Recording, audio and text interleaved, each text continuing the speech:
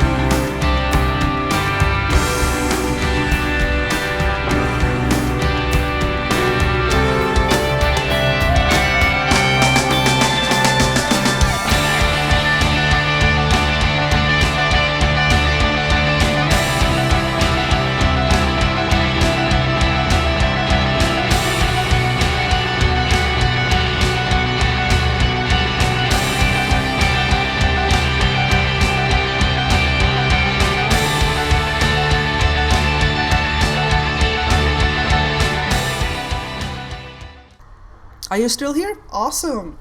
So after I'm done coloring, I'm using my white gel pen to add some accents to the monsters. I just seem to have to add white gel pen to everything right now. And then I'm using a silver jelly roll pen. And I'm putting that on the eyes. You can use Wink of Stella or whatever else you want, but I wanted to have a really heavy coating of sparkle, and this silver or stardust jelly roll pen really gives me a wonderful layer of sparkle. And then I'm putting glossy accents on top of it. It will trap the glitter beneath it and it will enhance it. It will be super sparkly. Really, really nice. And of course my monsters were just floating in midair, so I'm using a couple of warm grays to create a background, or well, a ground for them to stand on. Them just dotting some color onto it to give it some texture. Nothing fancy.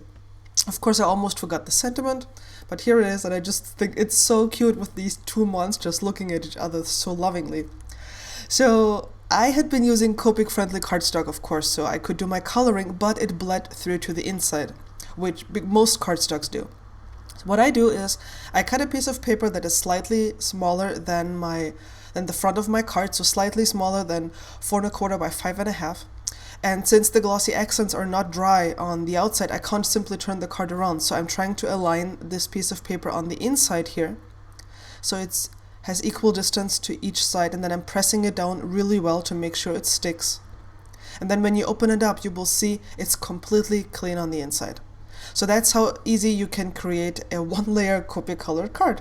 And then I just rounded the corners with my corner punch jumper here, because I felt like it, and you can see the wonderful sparkle in the eyes here when these monsters look at each other.